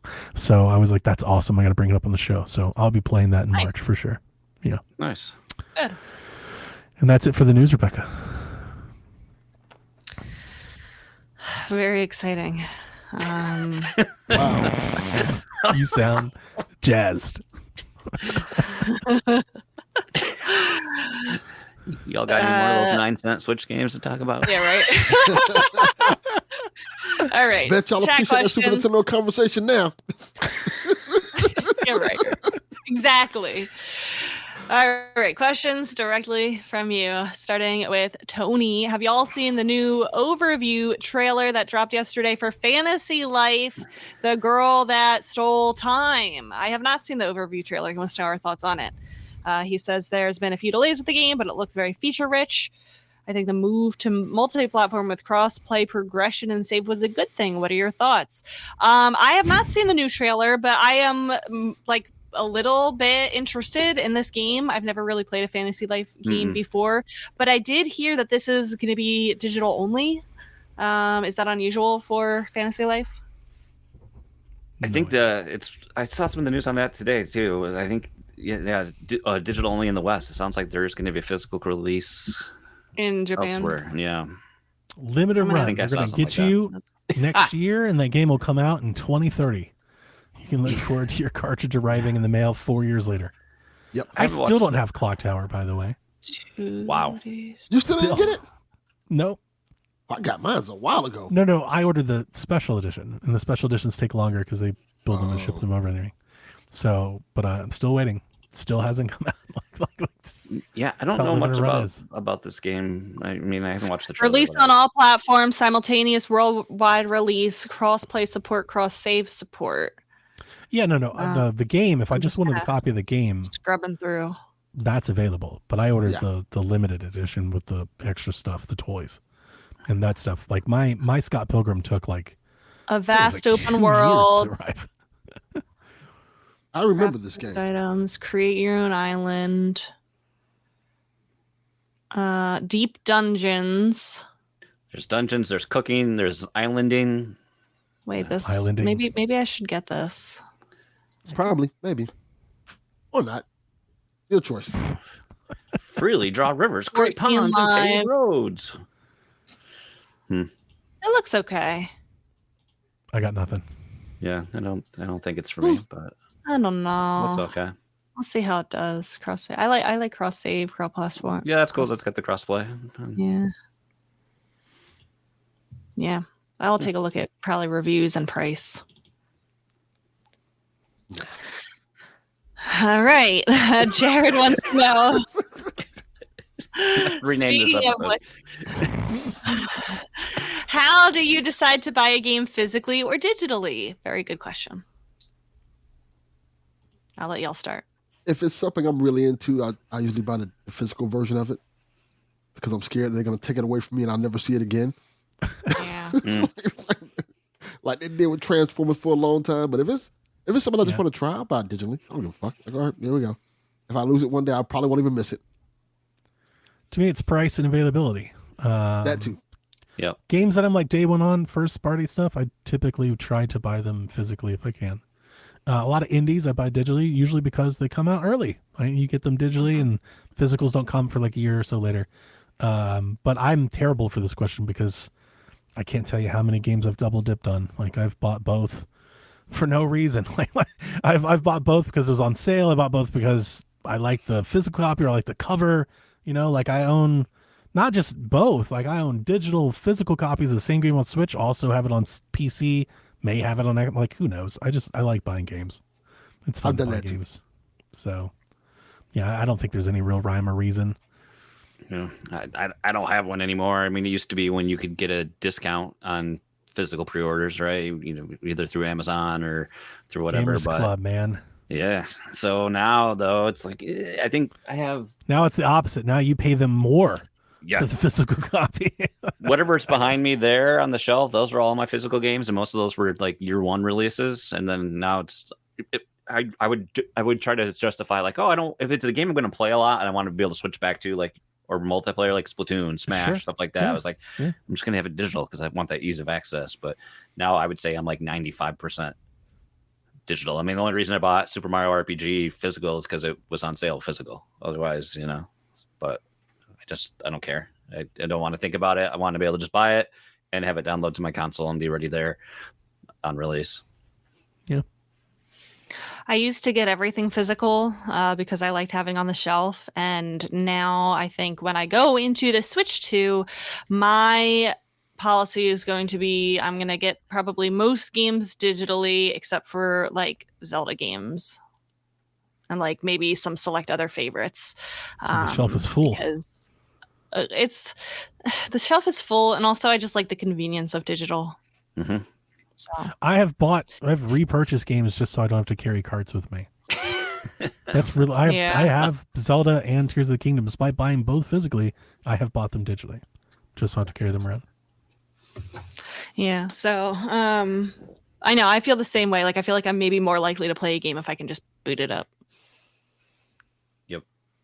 So that's going to be my policy going into the Switch 2. Plus, you get them early if you do it through the Japanese eShop, which is exciting. Okay, there's only one correct answer for this next question, and I expect you all to agree with me. Oh boy. Drew asks, "What is your favorite Nintendo logo for a console or franchise?" Well, I was thinking for console. The Wii U. What? Let's Stop. go, baby. Woo! I think there's multiple answers. Virtual Boy, baby. There's only one answer for console. Maybe franchise has multiple answers. Is the answer that you're seeking GameCube? No. Okay. Because I think GameCube logo is pretty sick. Best intro. Right. Yeah. They're not asking best intro, Jason. They're asking best logo. Wow. The logo is great. It's a great logo. John 32 got it right. The N64. It's the N in like the box. It's like 3D Correct. and it spins around. That is the only answer. That is my answer. So just to be clear, you. but it's not I don't think it's the only answer. No, that's the only answer. But I agree with you. It is. If you look up all the Nintendo logos, that is the best one. Yeah. There are like 64 sides on that thing too. Like that's the Yeah, whole point. Yeah. Plus everything That's else pretty is mostly killer. just text. All That's like that and GameCube are the only ones that are actually console like. I'm looking up all the logos. logos right now. Don't you have like the Super Nintendo, like the bubbles or whatever, like the little, or is that just no, like well, it's like PAL the and stuff? slightly tilted font and then Super Nintendo. on the I was side. thinking of The Game Boy Color is pretty good. I like the Game Boy Color one. what about the new Nintendo 3DS? Now we're No, talking. horrible. Yep, that's my answer. New Nintendo. Yep, there we go. The N64, the N is the best Kind of one. like the GameCube one. What? The GameCube one's pretty sick. Yeah, I do like cool. the GameCube. Yeah, Yeah, but it's not better than the N64 one. I agree, but I think they're both pretty great. I don't know. What's your What's the favorite? worst one? Ooh, The DS. The DS one's not bad. The Wii one is so boring. It's literally just the word Wii in gray. Yeah, It's so that was boring. yeah. trash. Hang on. Whoa. I don't Whoa. like that one. I'm Why looking the at that fuck right now, is the that was Wii catching strays? God damn. The Because it's logo. Hang not on a a second. logo. It's not a logo. It It's is just a the logo. name. That's not a what good every one of them are.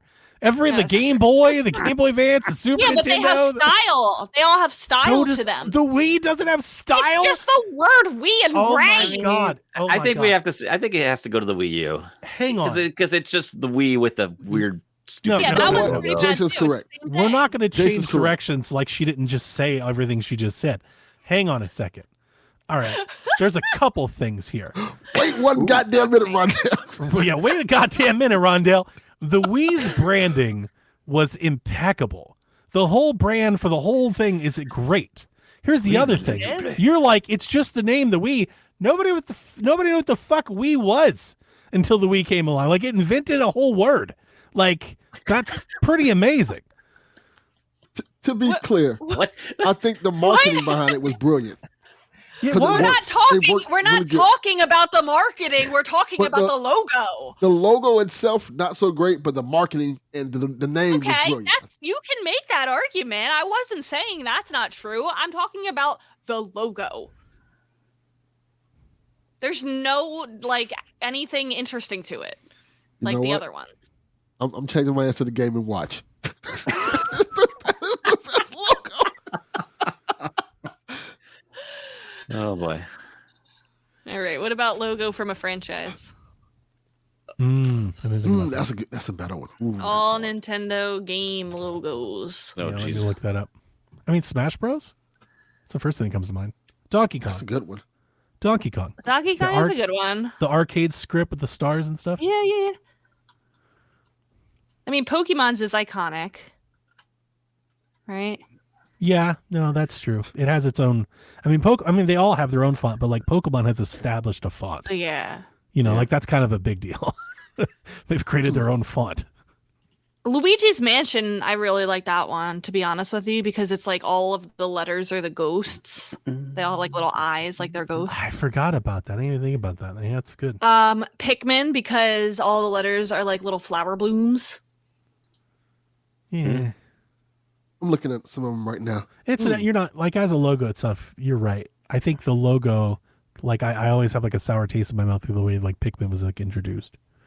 Like it's gonna be Pokemon. It's like okay. Oh no, but we're not talking. That's not the conversation. The conversation is the logo. I can't detach. I need to look these up. Hang on. Yeah, if you're looking at them, you can get a much better Nintendo like. franchise logos. That's what I'm looking at right now. Yeah. Did you open Yeah, a picture I would or- say Luigi's Mansion is my Yeah, I'm looking at the favorite. pictures. They have pictures like on Reddit and stuff like that. Mm-hmm.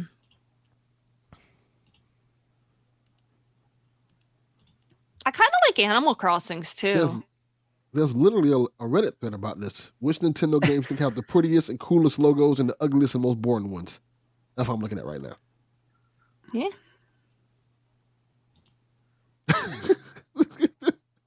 One of the comments is the Game & Watch logo is so stylish. See, I was right.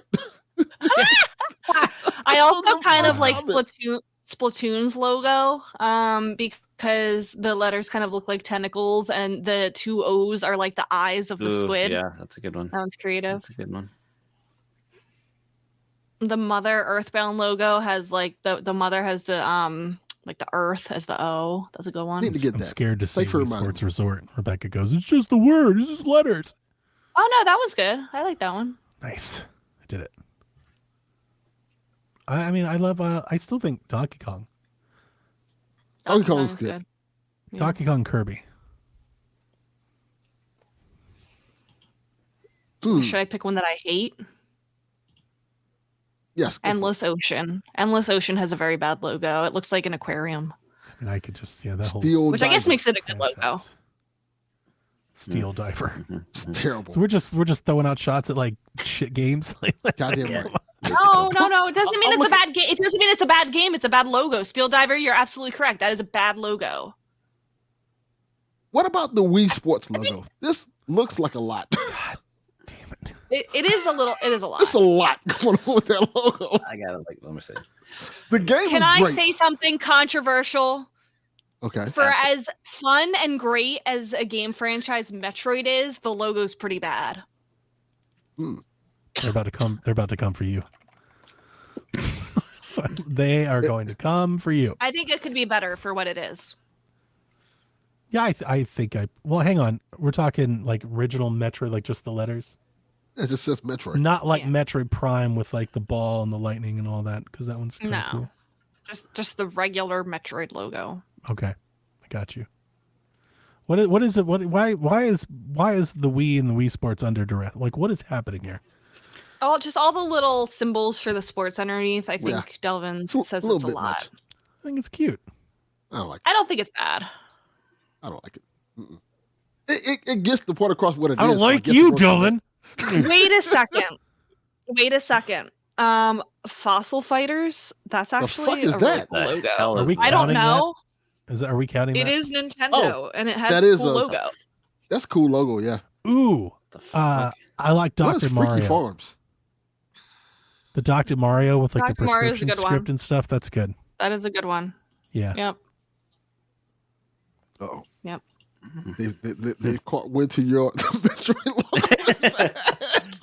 I mean, I'm not saying it's bad. I'm saying Look, for here she as goes. Here comes great the as a game backpedaling. as it is. Fuck that. Not Stand Metroid on Prime. business. Not Metroid Prime. Yes, it's Not Metroid bad, Prime. Tom. Well, Here it comes. game where you can't. Said, whoa. Wait a Where minute. it's just Metroid slanted backwards.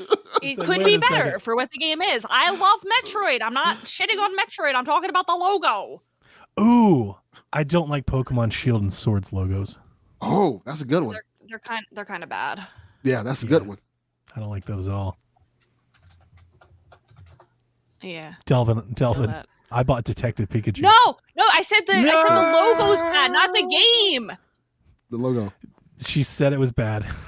He said the game bad too. I love Metroid. Look at chat. Moving on. Chat is going off. I told you they were going to come for you. You Yes. cannot say ill things Stand against on that business. franchise. Fuck it. Yes, it's bad. Everything about it is bad. Just lean into it. Anyway.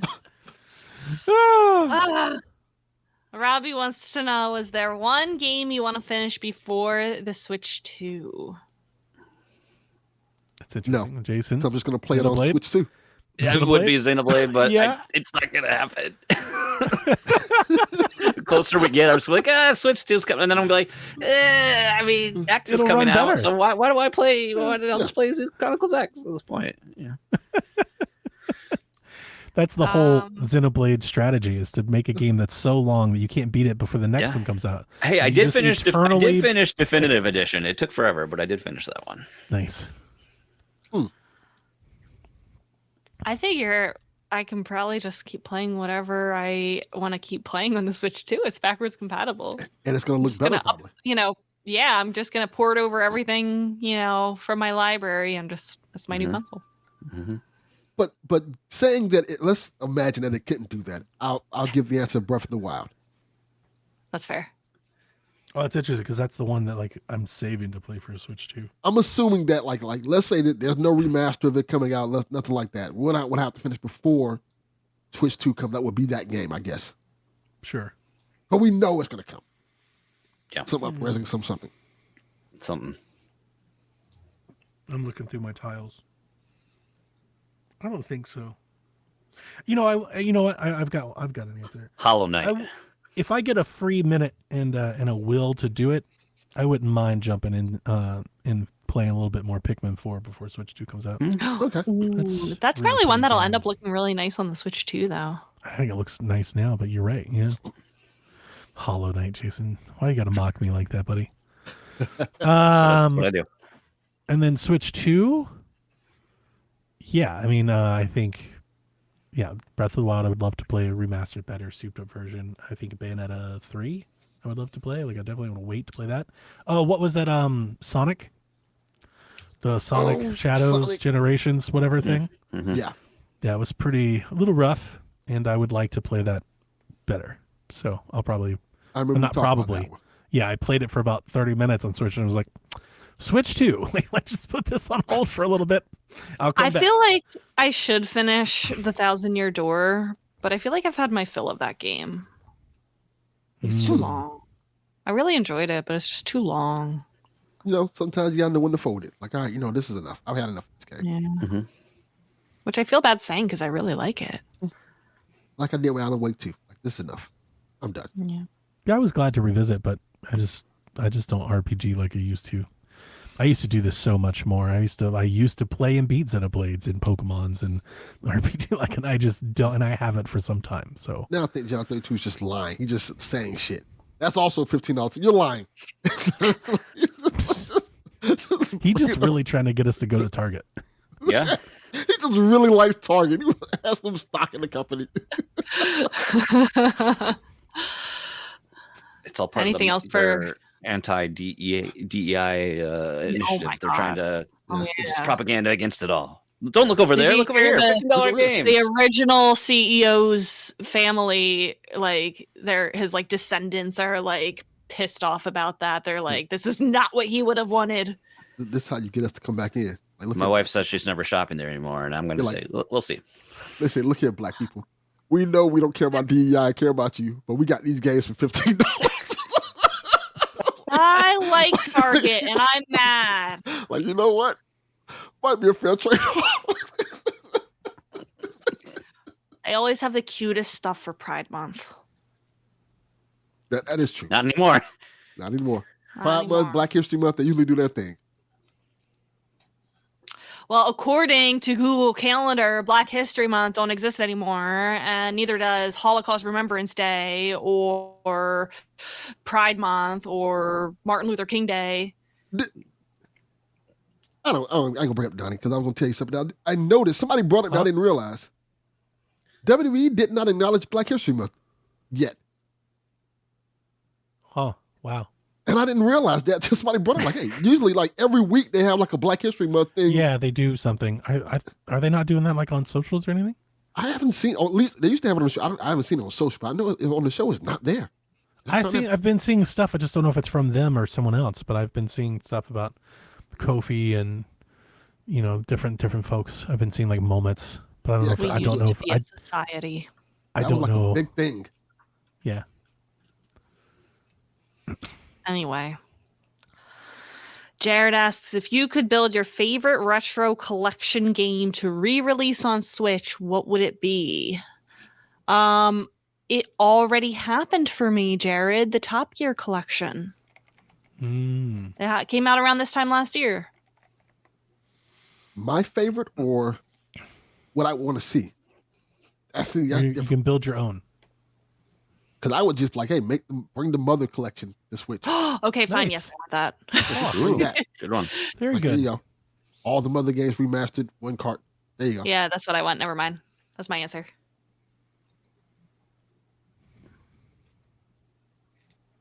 I don't know if I have an answer yet. I think we're gonna get.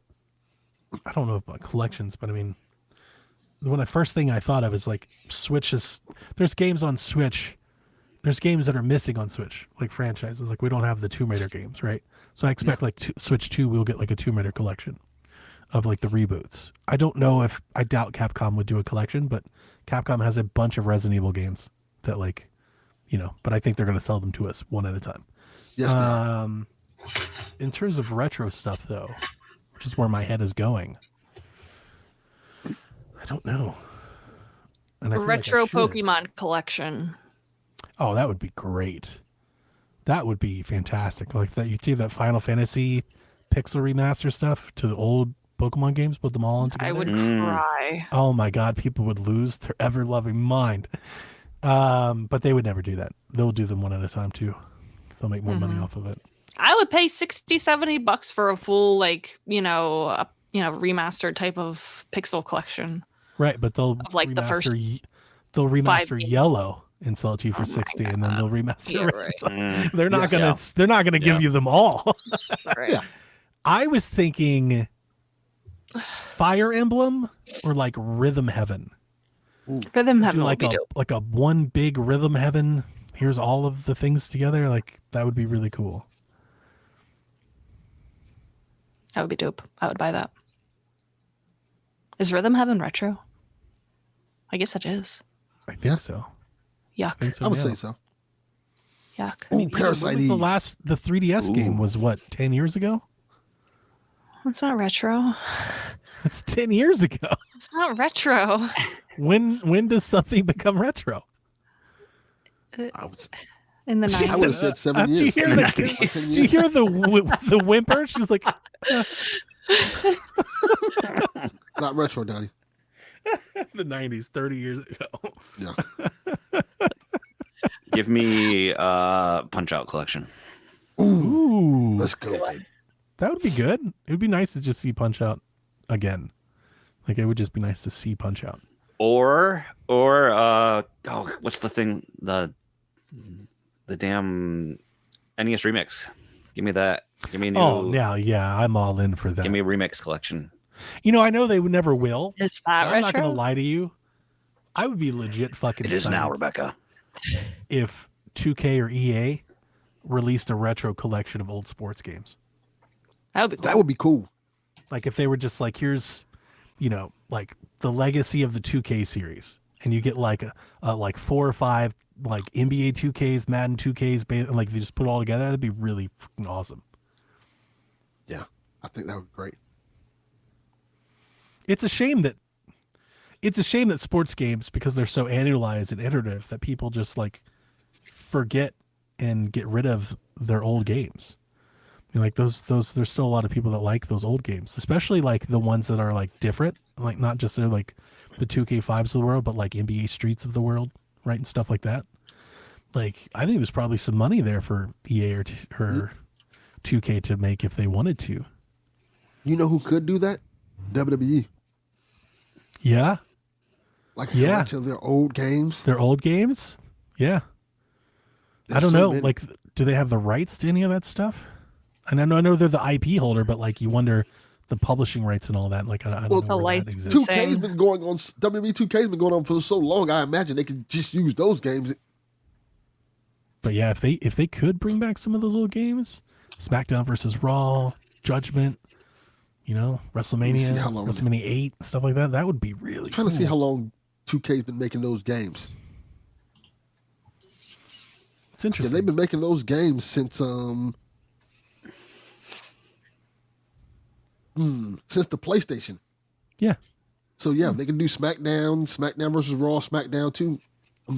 Look on the Wikipedia, yeah, so they can kind of Like do you that. you could literally sell games like that. You could put them on the eShop for like $10 a pop, and I think people would buy them. Yeah, You could virtual console that stuff. yeah. I think it'd be smart to do it too. I think they should do more of that in general. Yeah, I me agree. too. Finally, our last question comes from Yarden. He says, Miyamoto has finally agreed to retire, but on one condition. Each Nintendo Shack host must offer him their most prized possession or most prized gaming related possession. Does not need to be Nintendo related. What are you offering? Why does he want my shit? Also, why do you have to agree to retire? Just leave. It's okay. Just leave. I'm not gonna hold you here. I We all, mean, like we all spun around. We're like, I don't have a whole lot physical anymore. That's great. My- I guess. my boxed Chrono Trigger probably, but I don't. I mean, I feel like I'm willing to wait a couple years for him to just Yeah, Yeah, I can wait him out. This is probably the coolest thing I still have. It's Like, just no, you can the stay. purple cube, but Jason's other than that, I wouldn't. I don't. Doesn't feel prized, but I mean, otherwise. I'll tell you what, Miyamoto. I'll give you my son. He's a gamer. Wow. Oh my gosh. Here's a child. Wow. Delvin offering his firstborn. Yes. Wow. I looked around and the first thought I had was how lame would it be to like give Miyamoto like a copy of a Nintendo game? Like he made and already has. Right. Yeah. You know, like I was like, is it my Ocarina of Time collector's edition? Like, Yeah, no, like- I don't. I think he's like, I've got 18 of these. He's like, yeah, I have this. Yeah, right. That's the first thing I thought of. I Yeah. have this. So, I have I don't- 20 of those. I don't think that- He points I to don't a think that stack and it's fits. just in a corner. Sitting there. So it would have to be my Last of Us book. He might not. He might want that. Oh, this is pretty cool. That'll inspire him to keep developing for like 20 more years. It's like, wow, we think- good story. A good story game will probably like make him have a stroke. Do you think Miyamoto has played The Last of Us? No. Yeah. No. I think he has. Just to I see think how if- it runs. I don't I think, think he if got into he- it like that. I think if he played a game with such a good story like that, then Nintendo would not be the way it is with stories. So is he just like not aware of the rest of the industry, or is I think he he just... is. I think He's aware. I think he doesn't care. Like we're doing our own thing. Well, of course. No, I get that. I'm not Yeah. saying that he's. I'm just like wondering. Like in my head, I'm wondering if like we all think of Miyamoto, right? We think of Mario, we think of Zelda, and like, what if his ass just goes home and like logs into like World of Warcraft, throws on a headset, and he's like chopping fools Diablo, Diablo 4 like master rank. He's a hardcore raider. And he's Yeah, just like what if Donnie. we've got him all wrong? I think you're overestimating. Solo. I think you're overestimating how much gaming these business executives do in their free time. I don't know, think Phil Spencer's playing games all the time. Yeah, on PlayStation. That's what- apparently. That's what he wants you to think. Right, I think he pays people to be on his profile. Oh, hang on. Sorry. Going back to last question. I just had the Midnight Club collection. Ooh, that's a Rockstar, good one. bring back the Midnight Club games. Or Ubisoft, the Driver games. Both work for me. I'm here for both. But yeah, those would be great. Hyrule wants you to explain all the Miyamoto hate. I'm with him. I don't join you on this crusade of yours. I love and cherish Miyamoto and want him to be here forever. I appreciate everything he's done, but I do believe his visions are holding back a lot of Nintendo franchises. And I think the games without his involvement are better these days. Come on, I think Sonic that's Guard probably. was I think amazing. that's probably true. I don't have. I just don't want him to have my It shit. is true. Yeah, I think that's probably true. I think a And lot of that I is. think it's great to like I think he's a legend, and each game that comes out where he has held it back is tarnishing his reputation. He needs to retire. Yeah, I think a lot of that is conjecture from what we've got from like little reporting and stuff. Like it's hard to understand exactly how much of that is true or not. Because he has had, there have been stories of him saying certain things he didn't want to have happen, right? Because he didn't agree with. And not everybody's gonna bat 100%. But I still think he probably is adding a lot more positive than negative. And also these days, I think to your point, Rebecca, he's not really that involved in much anymore. With a lot of things. Yeah, he's not involved except for saying like, I want it to be this way. I don't want it to be this way. So Yeah, like, he if is you're gonna giving say that that, direction. be involved. Like, That's where I disagree with you. Can't He's have earned your it. vision. he's No, earned it. you can't. No. Yeah, he's Screw earned that. it. He is No, the you company. can't have. No, he's out of touch. That's okay. He's earned the right to be out No, of touch. it's not okay. Then we have Well, to suffer because of it. it And the sounds young, like- Are we the suffering? young developers who are full of, Sprog are, can't. They're pursue making what- Tears of the Kingdom where you build these giant death boxes and shit. Like I think they're getting their opportunity to do what they want to do. Is this besides the scandal? Is this a Vince McMahon Triple H type thing, where Vince McMahon, No, I don't think so. No, I don't think so. in terms of like a lot of stuff about Vince McMahon was he's out of touch. He's taking the company into keeping the company in the past. and it would be like that if their games were really, really bad and not selling, but they're not. They're selling like crazy. Yeah. And there are a lot of developers under Miyamoto and in creative that are doing really big creative visions. But to Rebecca's point, there have been times where games have been canceled or developers have said like, hey, we wanted to do this, but Miyamoto didn't. Right. I think the big difference between our opinions is I think Miyamoto's earned that right. He's earned the right to do that. And honestly, if anybody was going to make that decision at Nintendo, I'd probably want it to be him. I'd rather it be him than Furukawa or some suit that has never made a game before. like that being a very difference, right? Like I love that Iwata was in that role because he understood what the developers were doing. I worry about that with other companies like Microsoft and Sony, where you have a lot of non-game making people making game making decisions. I like Miyamoto's like, dude, he created all of this. Like these are his things. Like he is the whole company in a lot of ways. So if he wants to be like, no, I don't want Vicarious Visions to make that Donkey Kong game because I don't like that mechanic, then okay.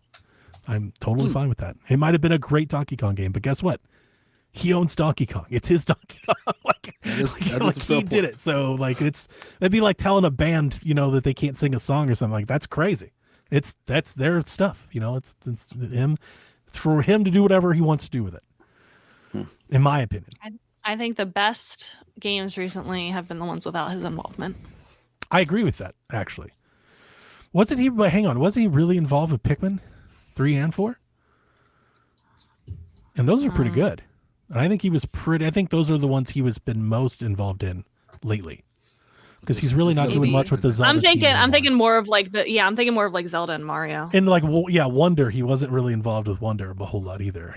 But I think he was with Mario Maker, if I had to remember correctly. But here's the thing, Nintendo doesn't really do a great job of sharing what all the development consists of, so it's actually really hard to tell how much or how little involved he is in anything. Like he probably just walks into a room and is like, this is awesome.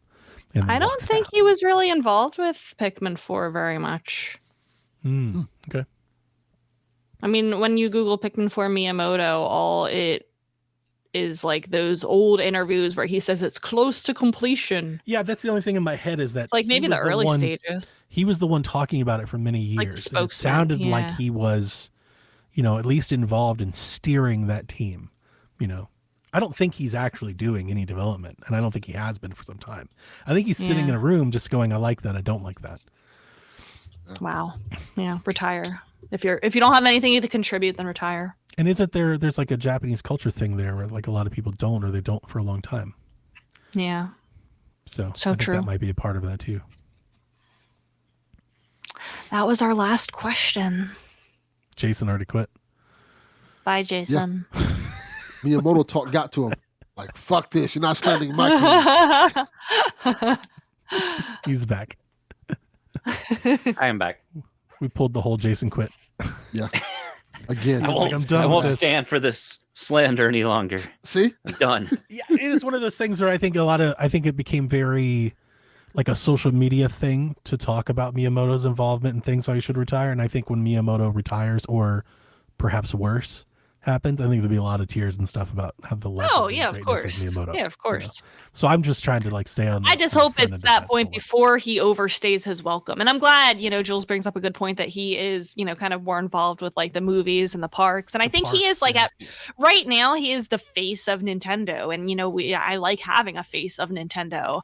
So I'm fine with that. He's doing Conan, shit like that. Yeah, that's the best possible scenario for him right now. Yeah. All right, that will do it for today's episode. I'm glad that we got our retro talk in. It was very good. And I'm glad that Delvin and Jason were here to join and talk about that. And I'm so glad that Delvin will be joining us on April 2nd.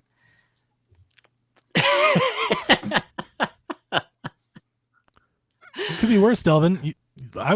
She's not glad for me in any manner. What like, everybody got an accolade but me. Like that felt very pointed and direct.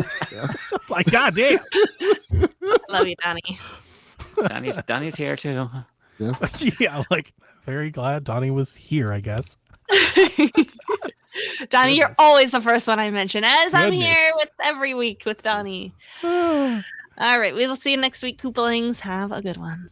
Peace. Whenever you're ready. All right. This is Frederick from Fire Emblem Awakening. And I forgot the line already. What?